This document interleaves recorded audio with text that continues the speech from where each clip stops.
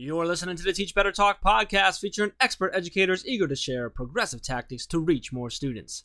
Teach Better Talk is created by teachers and fueled by passion. Let's get started.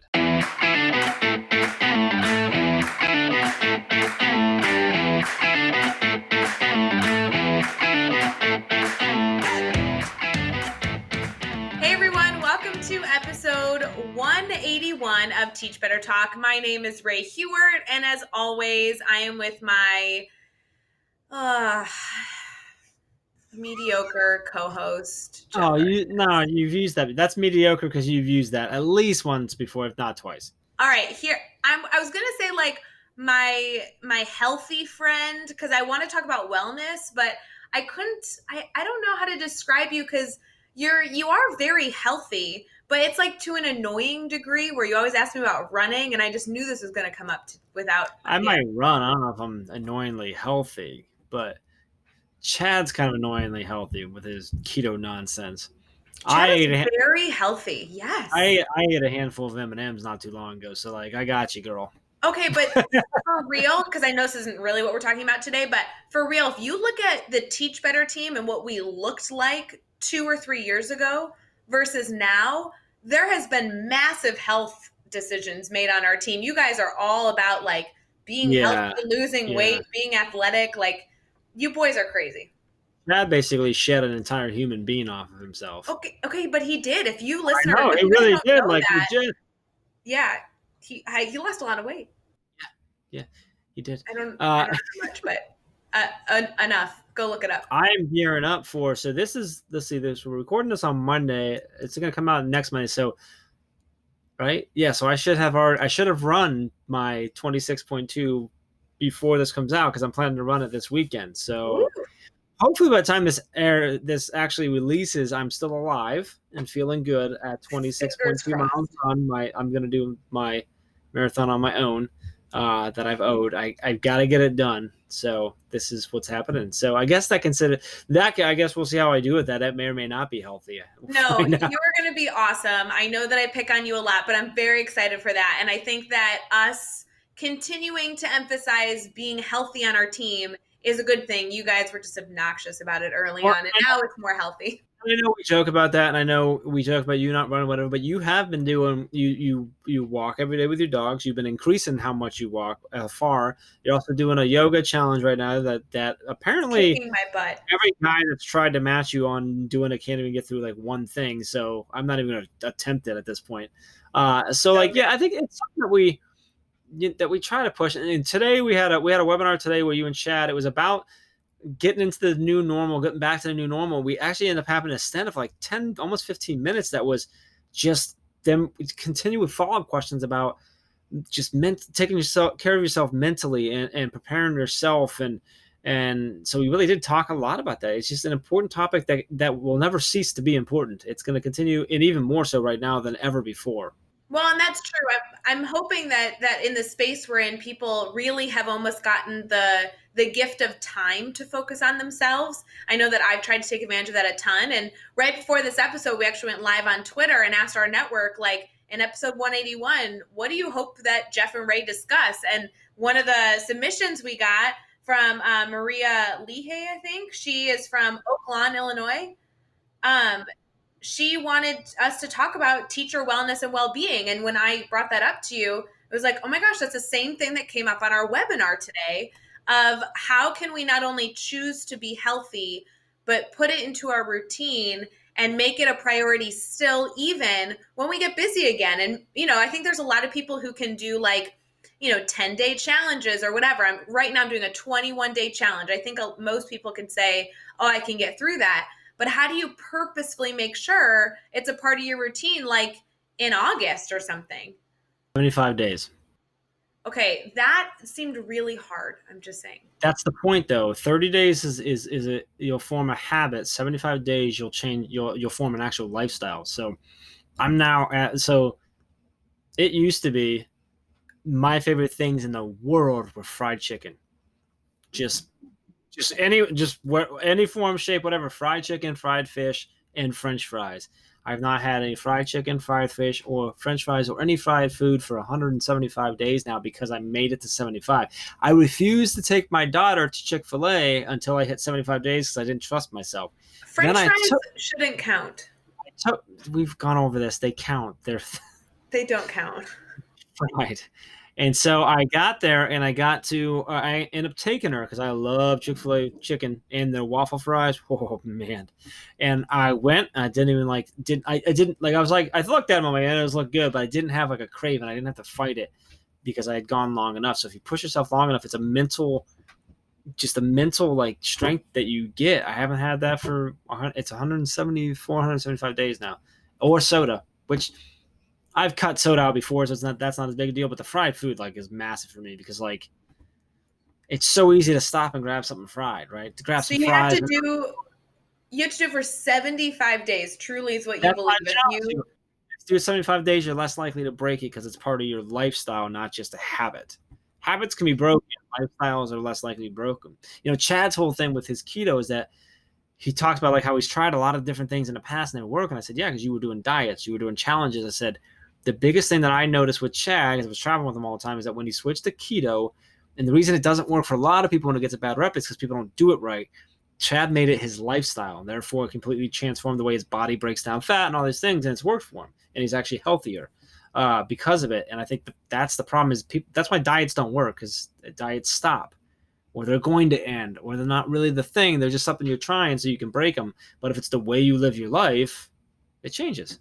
So if you're listening to this episode, we're like at the midpoint of June. So you're not quite going to be able to get there by the start of school, but you'll actually be kind of close. Pretty close, yeah. Pretty close. So this could be something that you put in place. You do it all summer. I mean, I won't lie to you. I really hope I've had this goal and I really hope I can keep to it. But this 21-day yoga challenge, I just want to keep doing over and over. I really enjoy it, which I hadn't found something that I liked. And now that I said that out loud, I'm going to get messages from you about it. But I'm on day 17 and still I'm like, I really like this setup. So I really hope to still keep with it. It is a little intimidating though to think that I'd have to do that 2 more times before I even got to that point. 2 things. One, hope's a horrible strategy. Oh, don't do this to me right now. 2, more importantly, but seriously, have you thought through what are you going to do after 21 days? Do you have a plan? I'm going to start it over. Here's where I would challenge it and maybe think of something different, is because if you continue to start that over every 21 days, you're going to have to mentally fight through starting over because it ends. Sure. So it's really hard to have a lifestyle if it ends every 21 days. So if you could just find, like, I know the people that put that on, they have an awesome channel. I'm willing to bet they probably have a daily thing they put out. That's true. If you can make it after 21 days on day 22 and beyond, it just becomes a thing you do every morning, and then it becomes your lifestyle. Yeah, I do. I agree with that. There is some elements that I think I could incorporate to make sure. That doesn't mean you can't do 3 of the 21 days first and then get to that point, but that's just something to think about when you do challenges, because challenges end just like a diet ends. And I do think, though, it's slightly different, and maybe this won't go to your point, but the challenge I'm doing, 21 days, I have not gotten through one workout. It is so hard. I'm doing it, but I can physically do like 70% of it. I'd love to be able to do the whole thing. Do you know what I mean? Maybe by like the 3rd time through, you'll actually be able to rock out all 21 days. Like one of the things maybe that's your goal. Your actual challenge is to do that again until you can do it all with just the sweat, but not like dying. And then you'll be able to get into like a daily thing, and it's easy at that point. Then you can do the 21 days every day, like just. Dude, I just want to say it's been that good where I'm like, I am so determined to be able to do this challenge because it is so stinking hard. The trainer's awesome. I think I hope if you're listening, the biggest thing is like, because August, and we got that a lot today. You touched on that. Is like a lot of people are like, yeah, like right now it's fine, but like in July is okay, but like August gets so crazy all the time, especially when we don't know what's going on. It's gonna be really important to try and get things into so that they're not habits, but they're the way you live your life. So what I would do now is put things in place with a schedule as if you were going to school, which I understand is really hard to do right now. But if you normally leave your house at 6:30 in the morning or 6 in the morning or whatever it is to get to school, you need to do your routine so that you could theoretically get showered and get dressed and go. Or if you do it afterwards, whatever, like set your routine up now for as if you were at school for your normal time, so that when you get into August, it's just part of your day and it doesn't, because otherwise you're going to get to August and be like, oh, well, like I usually slept at 8 and then I did my workout and I was good. And now I got to get up at 5. So I'm never going to be able to do my workout because when I get home, I got family time. Well, if you put that in, I think that's a really important piece to do. It's why it's tough to do, like to start something like on a break or whatever, because your life's not the same. So Yeah, that would be my I guess my advice. Yeah, your sure, I'll do insight. advice. Yeah. My insight, whatever. Yeah, so that's The what I would only do. thing I do have to say, and I know we're going to have to conclude this and get to our episode, is that I have started doing yoga because I didn't want to get up any earlier in the morning. I now do it before bed, and I like do the yoga and then shower and then go to bed. And I never thought I could. I actually really have enjoyed working out in the evening. It's like a cool down. Otherwise, I go to bed and my brain's on a million to-do lists. Yeah, Yeah, so do it. I actually really like. I don't do them all the time, but I really like late night runs. Like a 10 o'clock. I mean, it's weird because I'm like, oh, I had all this daylight. Now I'm gonna run. I got to put on my legs, like my light and stuff like that. But I like it because you finish in like the world's kind of quieter, like which Yeah. is the same at 5 a.m. or whatever. But at 10 o'clock, 11 o'clock, like it's pretty quiet. It's dark. It's peaceful, Well, and then you and come home and hopefully most crash. I was gonna say most of the family's asleep, and for me, I had the idea because you would always say like, oh, I got to go on a run tonight, and I'm like working out at night, but I've loved it. It's been wonderful. So That's good. See, and that's something that you can easily continue. right, because it's totally practical. I completely agree. It's after you be back from work anyway, so that's actually great. So, see, you were taking my advice without even knowing it. I know. I don't want the world to know that I took Jeff Gargas's advice. Whatever. Anyway, the All point right. of this episode beginning is get in healthy habits. We care about you. You need to care about yourself. And I lived for a long, long time not worrying about taking care of myself. And it's time to And get out of that mindset. if you need some help, you need some accountability, Jeff at teachbetter.com, I got your back. But I warn Anyway, you, it's intense. He's the worst accountability friend. all right, so let's talk about this episode. So Tyler Cummings is someone Tyler and I connected kind of randomly on Twitter a while back. I don't know, several months ago, and we're just like, hey, let's connect and like just chat about like, well, hey, what do you do? What do you do? And we got along. And I'm like, hey, why don't you jump in on this daily drop-in things that we're doing? And we were doing our daily drop-ins every morning for with school closing and stuff. And he came on. We had a blast, just chatting and talking. I like the stuff that they're doing with the school status. And then I'm like, hey, why don't you host a master chat? And his team hosted master chat. It was great. He came on. We actually had another couple people on his team jump on too. We had a blast. So I was super excited to have him on this. Tyler currently he works with SchoolStatus, and we're going to let him tell you about what SchoolStatus is. He works training educators on how to utilize the platform, how to utilize the data and the communication that they have there. Prior to that, I think he said 15 years education, teaching English, and still is at his old high school, still the voice of the Jaguars. He goes through like all the people in his family that are teachers and educators. The guy's an educator through and through, and now he gets to work with educators. It was super awesome. He pulled off to the side of the road on his way home to chat with us. I appreciate him so much for that. So I really would just want to get into the episode. Ray, anything you want people to take away from this? Let's do this. All right, episode 181 with Tyler Cummings. All right, we're here. We are chatting with Tyler Cummings. Tyler, it's super awesome to talk to you. We've been like basically becoming best friends. I mean, over the last couple months here, you did a daily drop-in with me. Mm-hmm. You hosted a mastery chat. Then we chatted after the chat, and here we are on the podcast. I have to let our listeners know they need to know your dedication and your level of awesomeness. That you are on your way home and you pulled over so that you didn't make anybody wait to do this. We told you, hey, you can get home, we can reschedule, and you're like, no, we're doing this right now. So you are rocking this out in your car on your way home. So we really appreciate that. It's super awesome. Super excited to just learn more about you, kind of dive into your story. Before we get too far into that, man, how you feeling right now? Other than probably wanting to be home. Well, I do want to get home, but this is the first time that I've gotten out of the house since March, where I've gone and talked with some teachers. So it was kind of a cool day today, being able to get out and taking as many precautions as I can. I have a disposable mask that I actually threw away just a little bit ago because I made my last stop, but I've got a chance to get out of the house, which is really novel. That was kind of exciting. Well, I'm so glad you included us in your awesome trip. That's so cool. Yeah. So yeah, thanks for having me. Well, Tyler, I want to make sure our listeners can learn more about you. I know you've been involved in the team for a while, and obviously your dedication is through the roof. I've been trying to get Jeff to be half as dedicated as you are. But would you mind kind of sharing? Was that not okay? Sorry, Jeff. I'm trying No, to you're get, good. we want our listeners to learn all about you. So would you mind telling us a little about yourself? Sure. I Gosh, I don't know where to start. I guess I'll start with my teaching. I started teaching 2003-ish, give or take, and taught high school English at a really small school. I was the English department, so I taught ninth, 10th, 11th, 12th grade English, and loved it, and really cut my teeth teaching there. Uh, and that was a great experience.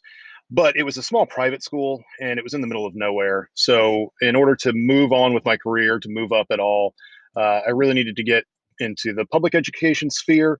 And so I went to and got a graduate degree at Mississippi State. And from there, ended up in DeSoto County, which is just south of Memphis. It's a bedroom community for Memphis, and it's the largest school district in the state. And I was at one of the larger schools in that larger district where I stayed for the next almost 15 years at DeSoto Central. And those are great people. Still love them. In fact, I'm still the voice of the Jaguars. So go Jags. On Friday nights, I still call the football games, and that's a lot of fun. And my wife there, she was teaching across the hall, so it was really hard to miss her. And our first date was the prom. So Wow, from that, that's yeah. cool. So from that, um, we just celebrated our 8th anniversary just a little while ago, about a week ago, and it was a. But that's it was education's just been part of my life. You know, my mom was a teacher, so growing up was always in classrooms and helping her in the summer. You know, reorganize her classrooms and things like that. My sister is a teacher. My niece is in an education program. She should finish up this next year. My brother, he is in the military, but he teaches soldiers how to be soldiers, and so there's, you know, it's just kind of one of those things. It's in our blood. Very cool. So now you said this is the first day you got to get out and you're working with teachers. So that's in your current role. Like, what were you doing today? What were you out doing with educators today? So I left the classroom in, I forget, 2016, 17 timeframe. And I started working for a company called SchoolStatus. And so SchoolStatus, what we do is we take all of the data that exists for your student information system, and that could be anything from like Power School to Infinite Campus to there's a whole host of them. But we take all of that stuff plus the third party benchmarks, so the things like your Renaissance or iReady or iStation or there's all kinds of those sorts of tests, and also your state tests, and we put all of that data together in one spot, and we try to make that data actionable and measurable. And so my role is to help educators understand how to use data in either their classroom or in their school, and then more importantly, how to communicate that data with parents, how to talk to parents about data, how to talk to them, how to talk to parents about what's going on with their kids, because sometimes that's a thing that we don't always. It seems like an obvious thing that we should talk to parents about their kids, but we don't always do that.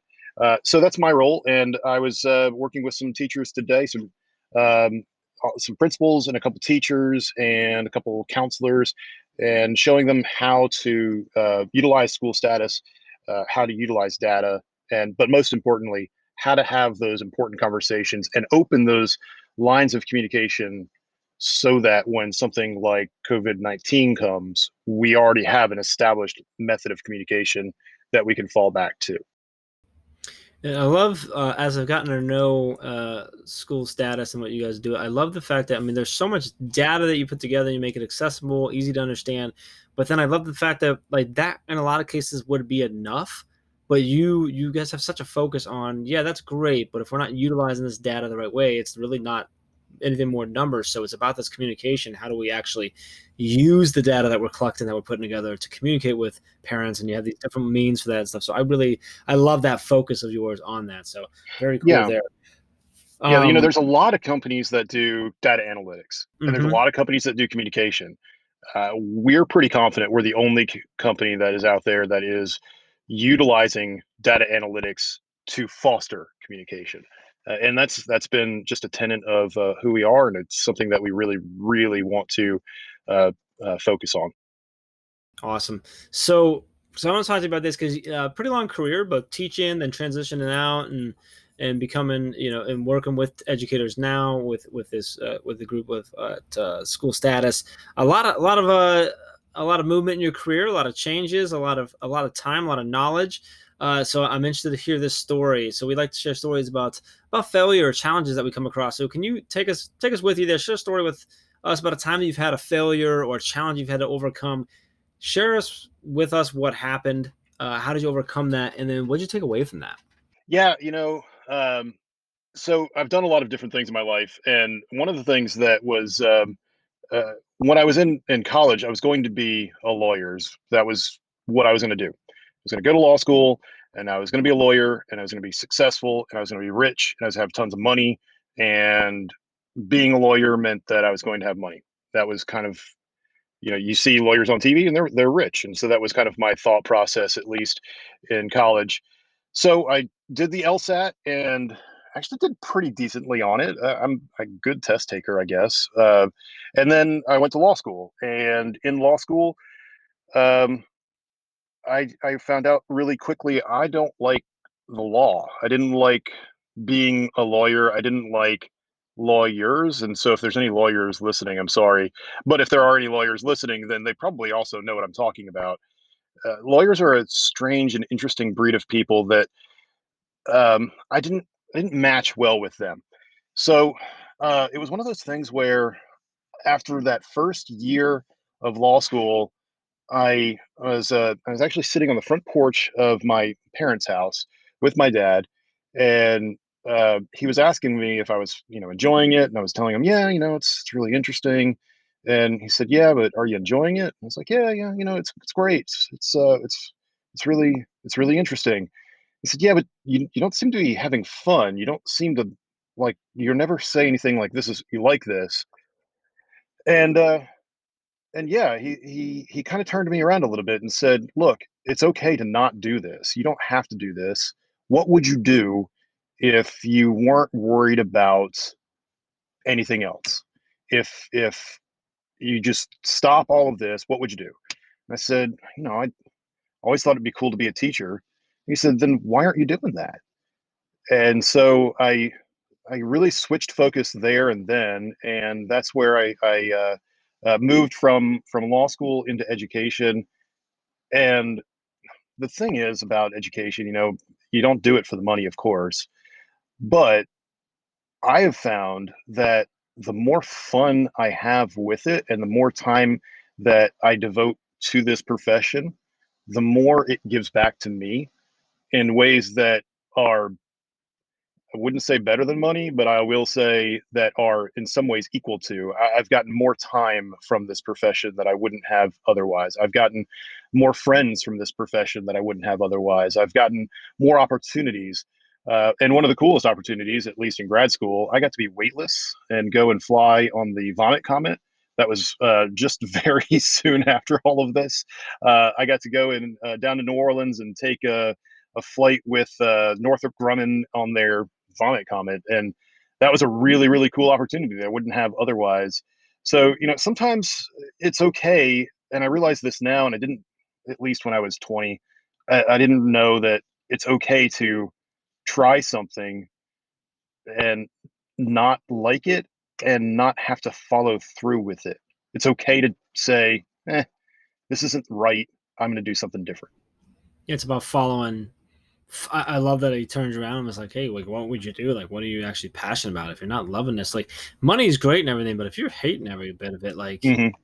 there are a lot of people that make a whole lot, like, that don't make much money that are super happy, and there are a whole lot of people that make a ton of money who are miserable. So, Exactly. I've got a lot of friends from law school, and I'm still in touch with a lot of them, and they're doing well. They're doing absolutely fine for themselves, but they're all jealous of me. And we have this conversation a lot. Like, you know, man, if I had to do it all over again, I'd do what you did. I'm like, just do it now. Come on, come join me. It's fun. Tyler, you have obviously done a lot. You continue to support educators. I mean, I even just your failure story, there's so many nuggets of information that allow us to just be really good at reflecting and making the right decisions for our own lives, but also, hopefully trying to also leave a powerful impact. And when it comes to education, what's really keeping you excited about all that you're doing? What really keeps you here and makes you happy? Uh, so today, right? Today was a really cool day where I got to go and work with a new group of people that I had not met before, and and that's a really cool thing to be able to be put in a position where you meet new people and you do new things with them and show them a new way, a way that they didn't necessarily not think of before. I don't want to put it like that, but because talking to parents is not an outside of the box thing, but being able to put it into perspective and help them look at something from a new perspective is a really exciting thing because it's that spark. Every teacher knows that spark of understanding where, oh yes, that makes sense and I get it. Uh, and so I'll share this one with you today because it was, I think, really lit that spark with the folks that I was talking to. I was talking about attendance. And so, as educators, we get attendance. It makes sense. We understand that if kids don't come to school, you can't teach them. But parents don't understand attendance. They just don't get it. They think of it from the perspective of a job, or if I miss a day of school, then what do? I send my kid back to school, and he just picks up where he left off. Because at work, if I miss a day of work, I just pick up where I left off. But in reality, if a kid misses a day of school, they're missing that day, and then when they come back, they have to miss the time where they're making up the work that they missed from the last time they were there. So they're really missing like 2.5 days. And so having that perspective and then being able to describe that to a teacher, and then they say, oh yeah. And I hope some of folks in the audience are saying, oh yeah, because that made sense to me today. And it really clicked with me when I was talking to some folks and they were telling me that's how they were looking at this. I was like, and then being able to turn around and use that and talk to others about it today, and they were saying, and having that moment, that's the kind of thing that drives you, that says those moments, those, oh yeah, yeah, that's right, that's cool. Absolutely. I love those moments. I think a lot of teachers live for those moments, and that's what keeps us going. I think that's fabulous. When it comes to advice to actually maybe accomplish that, or if you have advice for new teachers that are in the field, what type of advice would you offer an educator, maybe who wants more of those aha moments? Well, it, I think the best advice I can give any educator, whether they are a 30-year veteran or a 3-month newbie, uh, call your students' parents today. It might be summer right now, so maybe not right now, but call your students' parents as soon as you can. Communicate early and communicate often. The more you talk, and this is teach better talk. So talking, as we know right now, is way more personal and way more fulfilling than sending a text message or sending a mass message or an email. Email is the most impersonal form of communication, but it's what we default to a lot. And going to email is okay. It's good for certain pieces of information. Going to a text message is good, and text messaging is actually quite useful and helpful for educators. But the best possible thing that we can do for our students today is talking to mom, talking to dad about those kids, and having conversations with them. And if you're listening to this and you're an educator, please, please, please, first thing you do, first part of the school year, call those parents and establish that line of communication. Text them as much as you want later, email them 1,000 times, but definitely pick up the phone. And sometimes it's uncomfortable, but pick up the phone and make that call. I love that advice. As a parent, I can tell you that would completely change the relationship we have right off the bat, which is a good thing. So loving it, loving this, Tyler. You're not doing bad for a guy that's sitting in a car. Let me tell you, man, doing all I'm right. trying. I'm trying. All right, so let's have some fun. These next 6 questions, we're going to do your goals to answer each one in 15 seconds or less. You ready to do? I hope so. All right, what is one EdTech tool you cannot live without? Oh, SchoolStatus, obviously. Give us a book that you're reading right now. I just finished the Splendid and the Vile. It's Eric Larson, and it's about Winston Churchill before the during the war and before the U.S. enters the war. It's an amazing book. Nobody writes like Larson. So if you have a chance to read that one, read it for sure. Who should we follow on Twitter or Instagram today? You can follow me. I'm at Tyler Cummings, but more importantly, you should follow at SchoolStatus app. That's SchoolStatus's Twitter handle, and our founder. You should follow Russ Davis, and he is at that Russ Davis, because Russ is way cooler than I am. What's a good YouTube channel or website for educators? I really like TEDx. I think TEDx is. I end up watching it way too often, more than I want to admit. But I think TEDx is great because it has the really, really amazing stories that don't take super long time to watch, but you can get some really great ideas really quickly. Give us a daily, weekly, or monthly routine every teacher should get into. Well, like I said before, you really need to call your parents. You got to text your parents. You've got to, if you can, go out and visit with your parents. The more that we are in touch with our community, in touch with the parents of our students, the better your students will do in school. Now, what's the best piece of advice you've ever received? So, from another book, Chris McDougall book, he wrote Born to Run, and in it there's Cabello Blanco, and Cabello Blanco said to Chris McDougall, think easy, light, smooth, and fast, because if easy's all you get, then that's not so bad. And I really like that idea. It works well if you're running, if you're teaching, whatever you're doing. I love it. Good book. That's a great book. Well, I want to make sure our listeners can connect with you, Tyler, and continue to learn about what you're doing and what the amazing things you're involved in. Would you mind sharing how people can stay connected? I know you already mentioned your Twitter, but maybe your Instagram, your website, kind of all those details.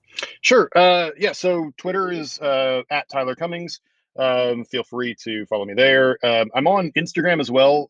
It's at Tyler and then Relight. So Tyler and then Tyler backwards. And mostly there, I post pictures of places that I travel to because I travel all over the Southeast. SchoolStatus.com is it's actually a great resource, whether you're using SchoolStatus or not. We have a blog there, and we try to post things that are not SchoolStatus specific.